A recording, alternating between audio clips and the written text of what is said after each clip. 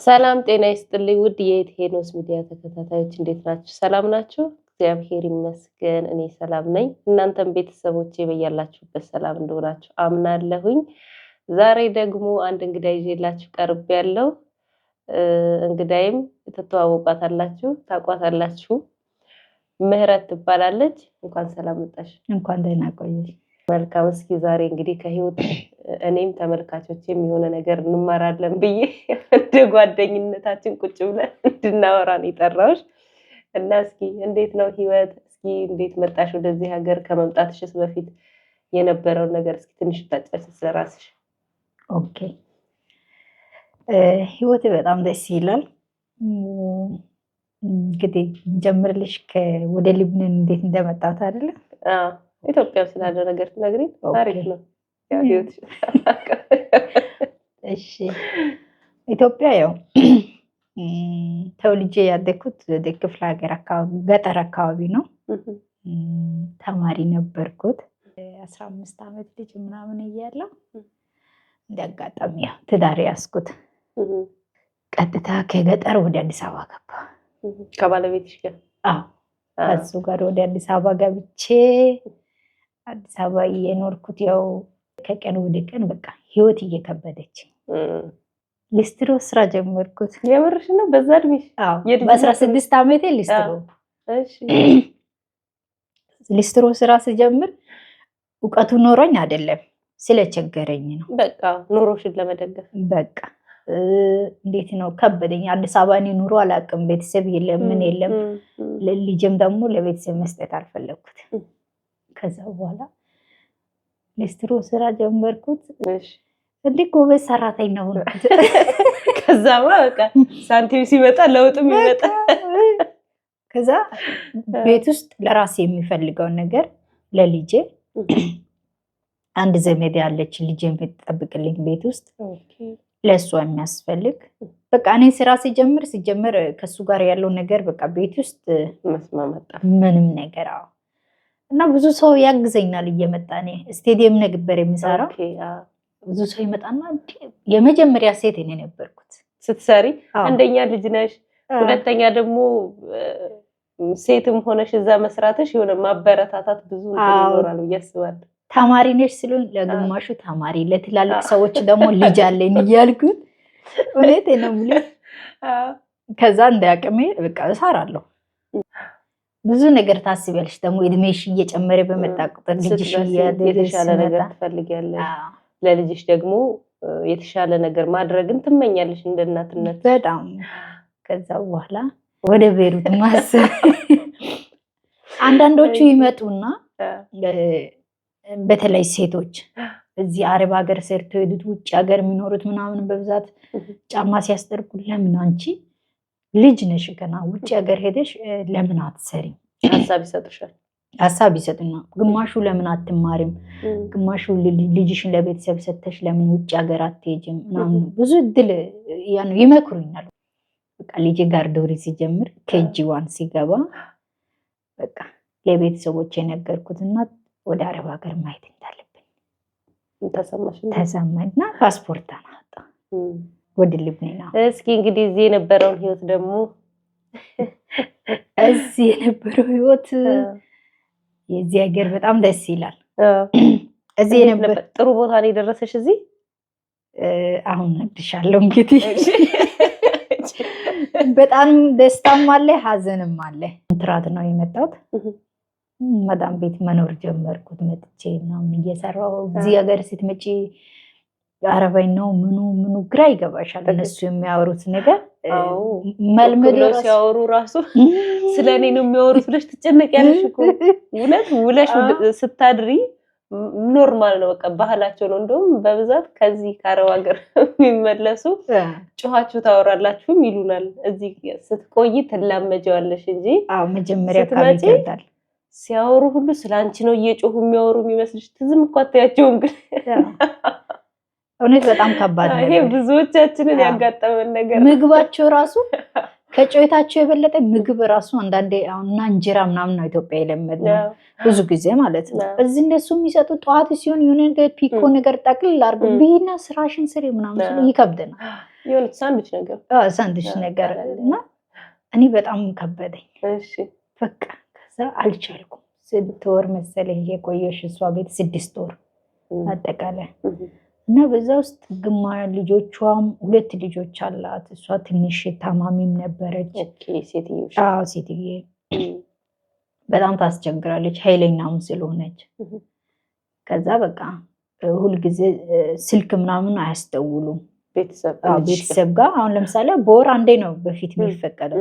እሷ በወር አንዴ አትፈልግም ወይ በ2 ወር አንዴ ምናምን። በወር አንዴም አትፈልግም። እዛ እየኖርኩት ምን እያልኩት በቃ በጣም ከበደኝና ከዛ በኋላ ሌላ ጊዜ እኔ ወደ ገጠር አሁን በጋና ክረምት ሲሆን ይቀያየራል ቤታቸው። ከዛ የሚሆኑት በክረምት ነው። በጋ ሲሆን ወደ ገጠር ትምህርት ሲዘጋ ምናምን ገጠር ሄድን በጋ ሲሆን። እሱ ካሴት ያመጣው እኔ ደግሞ ሲቾክል ቤሩት ትቼ ነው የሄድኩት።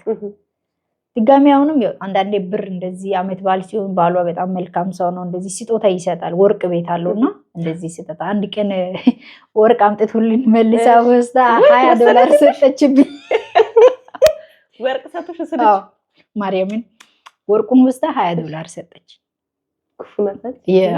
እና ብር አለ አንዳንዴ እንደዚህ የእሷ ዘመዶች በጣም ጥሩ ናቸው እና ሳንቲም ይሰጣሉ። እንደዚህ ዕቃ ሄጄ ሳጥብ ምናምን ቤት ካጸዳ ምናምን ይሰጡኛል። ከዛ ለሱ ምን አልኩት ለልጁ አሁን ለዘበኝ ነው እኔ ብር እሰጣለሁ እንደዚህ ያምጣልኝ አልኩት። ይሄን ለማለት በቤት ስልክ ደወልኩ። ድጋሜ ገጠር ቤት ሆኜ ማለት ነው ለልጁ ገጠር ቤት ሆኜ ስደውልለት ስልኩ ደግሞ ያሳያል በወሬ ሲመጣ ማን ጋር ምን እንደተደወለ ያሳያል። እና እሷ ቤሩት እንዳጋጣሚ ወርዳ ነበረች እና እንደዚህ ምህረት ደውላ ነበረች ዛሬ ስልክ እንደዚህ ዕቃ ገዝተህ ከቤሩት ላክም ነው እሱ ፈርቶ ማለት ነው። ከዛ እሷ በማል እያበደች መጣች። እንዴት ትደውይለታለሽ? ጉድ ነው የሚፈጠር። ከዛ እንግዲህ 24 ሰዓት ነው በር የሚቆለፈው ምናምን አይከፈትም። እንደው ከኔ ልቅ እሱን አምና ነው ለሱ ቁልፍ የምትሰጠው። ከትምህርት ቤት ልጆቹ ሲመጡ ራሱ ከፍቶ ነው የሚያስገባው ልጆቹ። ከዛ ይቆልፍና ቁልፉን ይዞ ይሄዳል። እውነቴ ነው የምልሽ። እኔን አታምነኝም ሲጀምር እዚህ ሀገር ያለው ነገር ታውቂያለሽ። ከዛ በቃ እያበደች መጣች።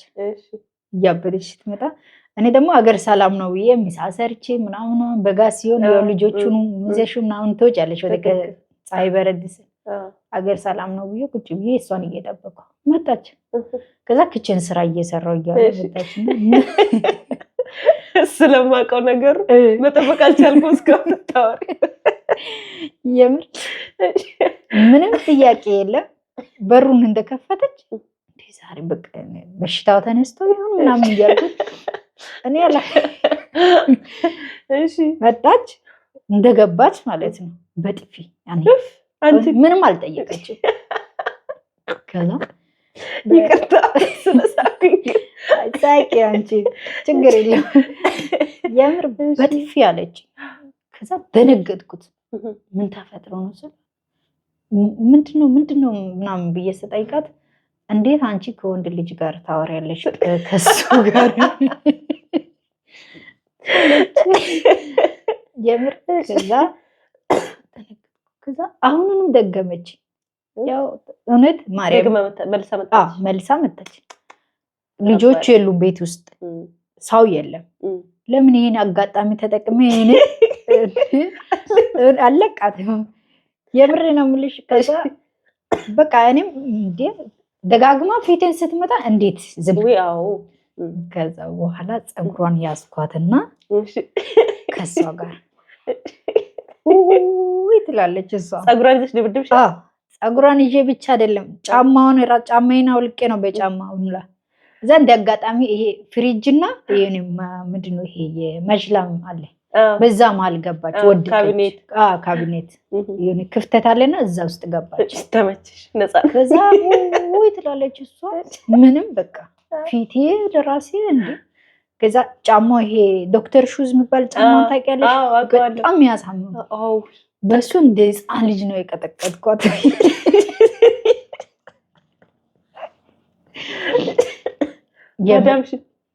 ማዳሜ ግን በዛ ሰዓት ማለት ምን ሊደርስብሽ እንደሚችል በቃ አይምሮዬ ምንም ሌላውን ነገር ማሰብ አልቻለም። ምንም ነገር ግን እኮ ከባድ ነው ታውቂያለሽ። ለምን ስልክ ደወልሽ ብላ እንኳን ከዛ በኋላ አሁን የት ሊሄድ ነው? መቼስ እዛ ቤት መቆየት አልችልም በፍጹም። እዛ ላይ ወንድሟ ፖሊስ ነው፣ ኃይለኛ በጣም ጎበዝ። ምን አሰብኩት በቃ እሷ ጩኸቷ ጎረቤት ከተሰበሰብን መውጫ መግቢያ የለኝ፣ ወይ እስር ቤት እገባለሁ ወይ ይገሉኛል። ያለኝ አማራጭ የቤታችን የመጨረሻ ጫፍ ላይ ወጣው፣ በአሶምሰር በሊፍት ማለት ነው። ስወጣ በጋዝ ስለሆነ የውሃ በርሜል አለ ባዶ፣ እዛ ውስጥ ገባ። በቃ ምንም አማራጭ የለም። የምሬ ነው። በጣም ከባድ ጊዜ ነበረ። በ10 ደቂቃ ውስጥ እንዳለ ዙሪያው ፖሊስ በፖሊስ ሆኗል። መድኃኒዓለም አባቴ አሁን ምን ይሻለኛል? ዝም ባልኩት መልቀስ ጀመርኩት። በጣም ከባድ እኮ። እዛ በርሜል ውስጥ አደርኩት። በዛ ሰዓት ደግሞ አንቺ ምንም ነገር እሷ እንዲህ አድርገኝ ነው ብትይ ተደማጭነት አይኖርሽ። ምክንያቱም ስለመታሻት በቃ የእሷ ነው እንትን የሚሰማው እዛ ጋር ነው።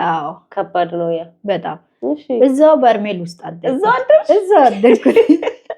ውሃ አልመጣም ግን ውሃ የለም። እግዚአብሔር ሲረዳኝ አየሽ፣ በጋ ሆኖ ራሱ የእውነት እውነት እዛ በርሜል ውስጥ አደርኩት። በርሜል ውስጥ አድሬ አሁን እንዴት ነው ጠዋት የሆነ ይርብሻል እዛ ጋር። ሰብስክራይብ፣ ላይክ፣ ሼር ማድረጉን አትርሱ። ሀሳብ አስተያየታችሁንም ደግሞ በኮሜንት ማስቀመጫው ላይ እንድታስቀምጡልን አሳስባለሁ። እሺ ከዛ በርሜል ውስጥ አደርኩትና አሁን ማሰብ ያለብኝ በቃ ጠዋት እንዴት ወጥቼ ከዛ ቦታ ማጥፋት እንዳለብኝ። በጣም አንደኛ አሁን ለኔ ችግሩ የሆነ ምንድነው ልብሱን አይደለም ባዶ ጫማ ላይ የለም እግሬ ላይ እና ቆሻሻ እንደዚህ እንዲያዝኩ ባዶ እግሬ በጠዋቱ እየሮጥኩት ወደ አስፋልት ወጣ። ከዛ ቆሻሻውን ጣልኩትና በቃ ማልቀስ ጀመርኩት። በጣም ግራ ይገባል። አሁን የት ሄዳለሁ? የምትደውይለት ሰው የለም፣ እጄ ላይ ብር የለም። እግዚአብሔር በጣም እውነት ረድቶሻል። እንደዚህ አድርገሽ በራሱ ከቤቷ በሰላም መውጣትሽ የእውነት አሁን ማልቀስ ጀመርኩት። የሆነ ጥግ ላይ ቆም ማለት ነው። መኪና ወደታች ወደ ላይ ይሄዳል። ምን ይላል? ገጠርም ነው።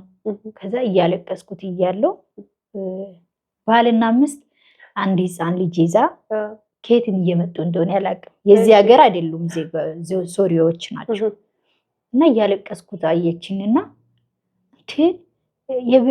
ልጄ ምን ሆነሽ ነው የምታለቅሽው? ምናምን አለች። በዛ ላይ አስቢ ብርድ ላይ አድሬ ምግብም ሳልበላ በባዶ እግሬ ምናምን። እንደው እግዚአብሔር ስጣት በሽተኛ ናት ብላ ጥላ አልሄደችም እንኳን። እዛ ምን ሆነሽ ነው ስላት በማርያም አልኳት ውሰጂና ቤት ካለሽ እዚህ አካባቢ የሆነ የሚበላ ነገርም ስጭኝ በቃ ምናምን ብዬ አቀፍኳትና ማልቀስ ጀመርኩት። እኔ ኢትዮጵያዊ ነኝ ምናምን አልኳት። ትንሽ አረበኛ ያው ከዛ እነሱ ደግሞ ለካ ብዙ ሀበሻ ያውቃሉ እንደዚህ በሰዓት መተው ጽዳት የሚሰሩት ምናምን። ያው ታውቂያለሽ እነሱም ሶሪዎች ስለሆኑ ብዙ ሀበሻ ያውቃሉ። ከዛ ና ያለችና ወደ ቤቷ ወሰደች።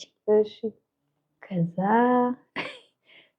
በጊዜው ግን እግዚአብሔር ይመስገን እውነት አሁን አልፎ ሁሉም ነገር ስታወሪ ቀለል ያለ ይመስላል። በሰዓቱ ጭንቁ ከባድ ነበር በጣም። ከዛ ቤቷ እንደደረስኩት እኔ ምግብ አዘጋጅልሻለሁ አንቺ ታጠቢ አለች። ከዛ ታጠብኩት። ምን አልኩት? ልብስ ሰጠችኝ፣ ምግብ ሰጠችኝ፣ በላሁ። እግዚአብሔር ይስጣት እውነት። ከዛ አንድ ሳምንት ነው እነሱ ጋር የቆየሁት እንግዲህ እና እንደ አጋጣሚ የሆነች ልጅ አገኘናት። ከዛ ችግር የለም ምን ይዣት ሄዳለሁ ስራም ትጀምራለች አለች። ከዛ ቀስ እያልኩ ከልጆቹ ጋር ተከራይቼ መኖር ጀመርኩ። እግዚአብሔር ይመስገን ደስ የሚል ህይወት መኖር ህይወትሽን በራስሽ መምራት ተጀመረ። እግዚአብሔር ይመስገን። እሺ ከዛ 5 ዓመት ሰራሽ፣ ወደ ሀገርሽ መሄድ ፈለግኩት። ወደ ሀገሬ ሴትዮ መጣ የምትለውን ነገር ነው ለመስማት የጓጓሁት። እና 5 ዓመት አንቺ ራስ ግን ምን አሰብሽ? ማለት ያው ይታወቃል መቼም እስር ቤት ገባሽ ስትታሰሪ ወይ ደግሞ በውጭም ቢሆን ስትሳፈሪ እንዴትም ሆኖ የሴትዮሽ ፈቃድ ትጠየቃለች። እና ያን ነገር ስታስቢ እንዴት ነው አልፈራሽም? በጣም ፈርቼ ነበር። ያስፈራልም ናፍቆትም አለ። የቤተሰብ ነገር ታስሬ ቢሆንም መሄድ አለብን ብዬ ወሰንኩት። እሺ ከዛ ሶስን መታሰሪያው የዛን ሰዓት ታስረሽ ነው፣ ካልታሰርሽ ኢትዮጵያ መግባት አይቻልም። እንደ አጋጣሚ ሆኖ ከኔ ጋር ወደ 10 ልጆች ነበሩ። 10 ሆነን ነው ተመካክረን እና ላው ሁላችንም ያው የመጣው የወሰደው በጣም ሩቅ ቦታ ገጠር በጣም ሩቅ ቦታ። ኦኬ በሐጅስ ማለት በኬላ ፖሊሶች ነው ያደረገው? አዎ በፖሊሶቹ። እሱም ከነሱ ጋር ተነጋግረው ይመስለኛል። ግን የወሰደው ከተማ ውስጥ ቢሆን ችግር የለው፣ በጣም ገጠር ነው የወሰደው። ማንም ጠያቂ አይደርስም። ምን በቃ የሆነ ያለሽበት ቦታ ራሱ አይታወቅም። ከዛ በኋላ የዛን ቀን ነው ጠዋት ሄድነው፣ ከሳት ነው ያስገባን እሱ ልጁ። ከዛ ተያዝን፣ ታሰርነው። አሁን ነው እንግዲህ እኔ የመሰለኝ 1 ሳምንት ስለከፈለን ራሱ ቦታ ይሰጠናል ብዬ ነው። ለካ የተሻለ ነገር ጠብቀሻል። ለካ ከታሰርሽ በኋላ ማንም አይጠይቅሽም። ምን አገባሽ? እንከራከራለን። 10 ሆነን የከፈልነው ለምንድን ነው ገንዘባችን እዚህ እንደዚህ ወይ በስላሴ የተሻለ ነገር ተዘጋጅተን ጠብቃችሁ አስባችሁ ነው? ቶሎም ያሳፍራሉ ወይ ደግሞ በቃ የሆነም ስማችን ቶሎ ይወርዳል ብለን ነው ያሰብነው። ለካ አይደለም፣ እንደምታስቢው አይደለም። እንዴ አይደለም፣ በጣም ከባድ ነው። ታሰርነው ስልሽ 2 ወር ነው የታሰርነው። እሺ እዛ ገጠር መክፈር ማለት ነው። ፖሊስ ጣቢያ ዝም ብሎ ስምሽም አልተመዘገበም ምን አላለ። 2 ወር ነው የታሰርነው። በጣም ገጠር ነው ማለት ነው። በጣም ገጠር ነው።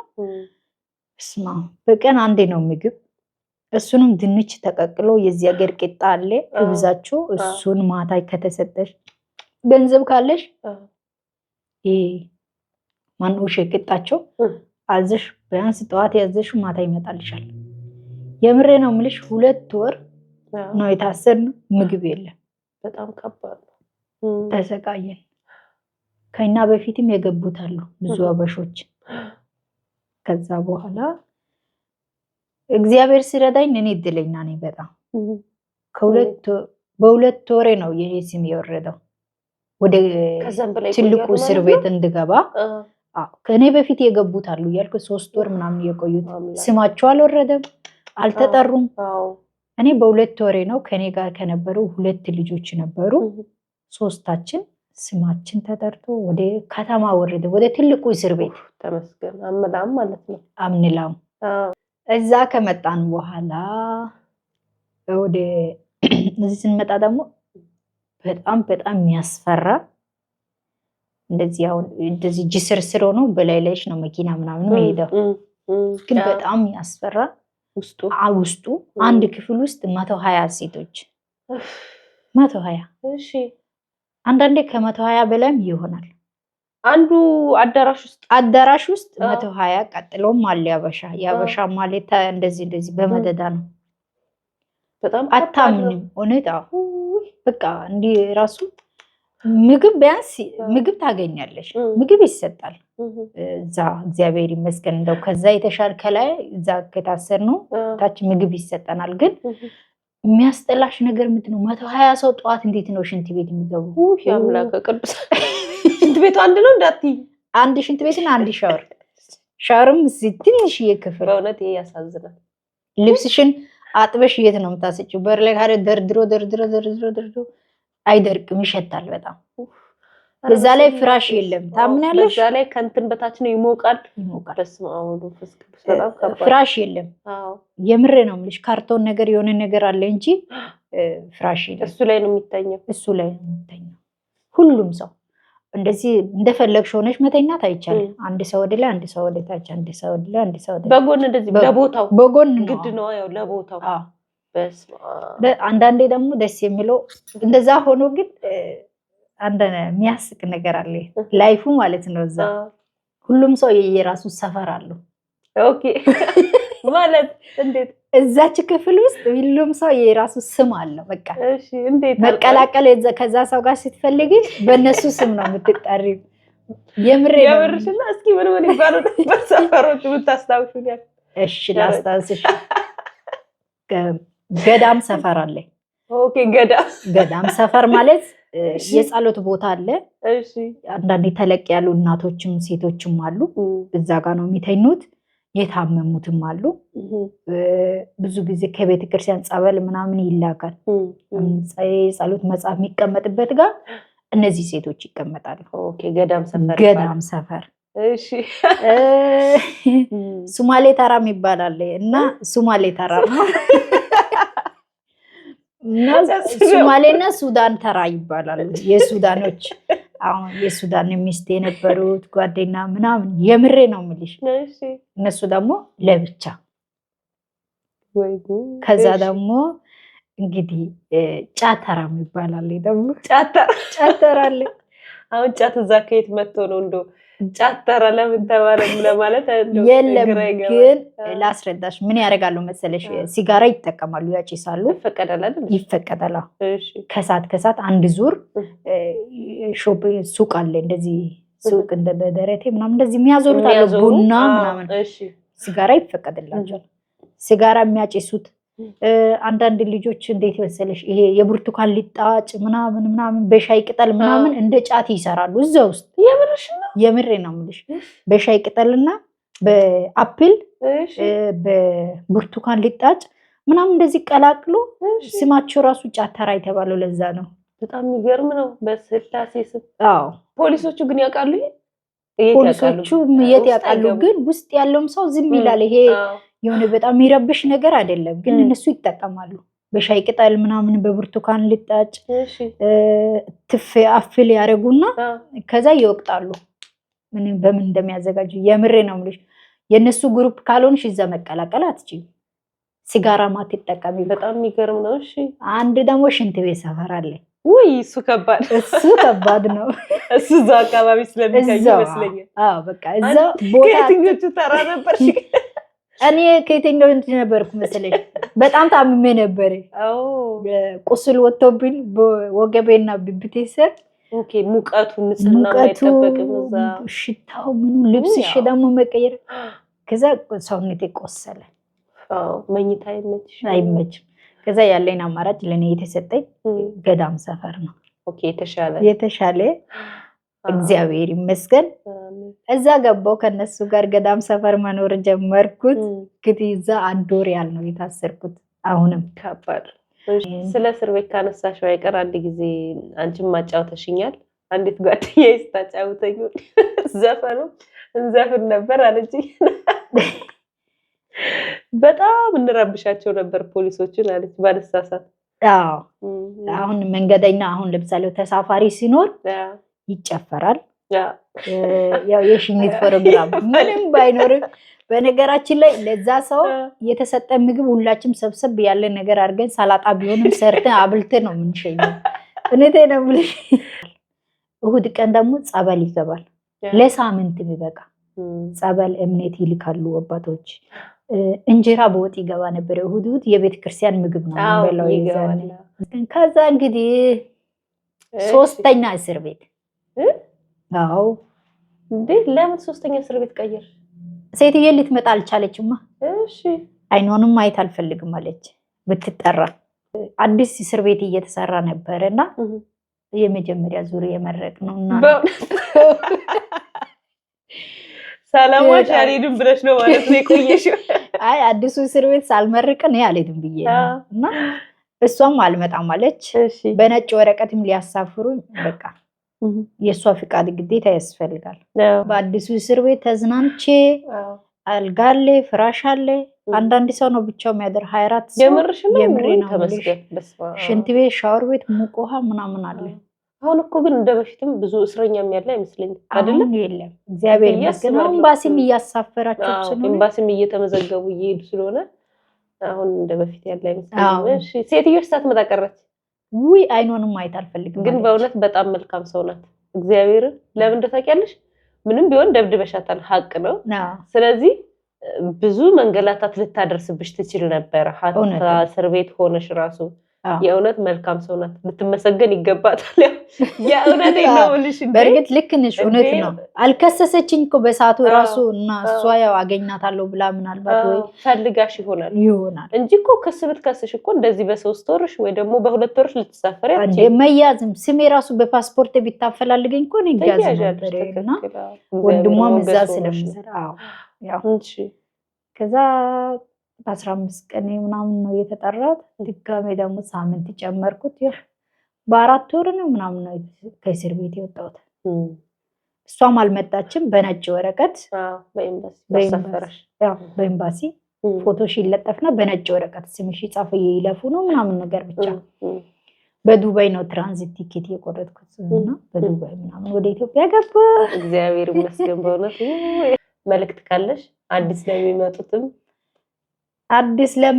እኔ የምመክራቸው ከልምዴ አሁን አንድ ሰው ሲመጣ እዛ ድሮ ኢትዮጵያ የሚያውቃት ጓደኛው ወይ ደግሞ በስልክ የተዋወቃት ሰው አምኖ ሳይሆን በቃ አንድ ሴት ስትመጣ በራሷ መተማመን አለባት። በቃ መስራትም ካለበት ጥሩ ቤት ካጋጠማት ትስራ። አንዳንድ ልጆች ሰዎቹ ጥሩ ይሁን መጥፎ ይሁን ሳያውቁ በመጡት በ3ኛው ቀን በ2ኛው ቀን ይጠፋሉ። እዚህ ይሰቃያሉ። ስራ ያገኙ ስራ ቢገኝሳ ምንም ከሰው ጋር መግባባት ካልቻልሽ መስራት አትችይም። ማንም ያሰራሽ ፓርታይም እንኳን በየሰዓት ስራ ለስራ ብትይ ከሰው ጋር በስልክ መግባባት ቦታ ማወቅ አለብሽ። እና አንዳንዶቹ እንደመጡ ለሚጠፉት እኔ የምላቸው በቃ ሞክሩ። አንደኛ ከመጣችሁ የሆነ ቻሌንጅ እኮ ማለፍ በራሱ ግን የሚሰጠው ጥንካሬ አለ። እግዚአብሔር የሆነ ነገር ሀታ ሌላው ታይና ምግባቸው ራሱ ለማልመድ እኮ ትንሽ ጊዜ ይፈጃል። እንኳን ታይ አገራቸው ዞረሽ እንደዚህ ሰፈር ለመዞር ምናምን በጣም ከባድ ነው። ግን የመጣ ሰው ትንሽ ተረጋግቶ አገሩንም ምግቡንም ምኑም ሰዎቹም ለምጥ ካልፈለገች እቺ ሴት በሰላም ሳትታሰር ሳትሰቃይ መሳፈር ትችላለች። እና ሳምኖ የሚጠፉት በተለይ እውነት ትንሽ ራሳቸው አሁን ሰዓት ላይ በእውነት ሊባኖስ የሚጠፋበት ሰዓት አይደለም። የቻለ በቃ እንደምንም ከመጣችሁ የሆነ መልካም ነገር አይደለም፣ ግን ከመጣ እንዲያልፈው ጠንከር ብለ ኮንትራክት ጨርሶ መሄድ ይሻላል እንጂ በእውነት አንደኛ በውጪ ተጠፍቶ ሲሰራ አሁን ላይ በብዛት የሚከፍሉት $350 ነው።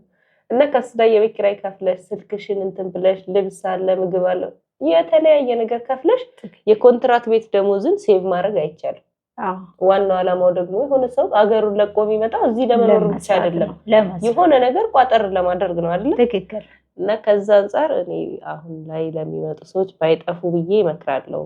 እና ያው አትጥፉ ነው እኔ ምክሬ፣ አትጥፉ ነው። እኔ ጠፍቼ ብዙ ፈተና ስላየሁት እንደውም እግዚአብሔር በጣም ረድቶሻል። በእግዚአብሔር ቸርነቱን አይተሻል ብዬ አስባለሁ። እግዚአብሔር ይመስገን ለሁሉም። ተመስገን ነው። እንግዲህ ስለመጣሽ የህይወት ተሞክሮሽንም ስላካፈልሽን እጅግ በጣም አመሰግናለሁ። በእኔም በተመልካቾቼም ፊት አመሰግናለሁ። የኢቴኖስ ቤተሰቦች ላይክ፣ ሼር፣ ሰብስክራይብ ማድረግን አትርሱ። ሐሳባችሁን ያላችሁን ሐሳብ አስተያየት ደግሞ ኮሜንት መስጫው ላይ እንድትሰጡኝ አሳስባለሁ። አመሰግናለሁ።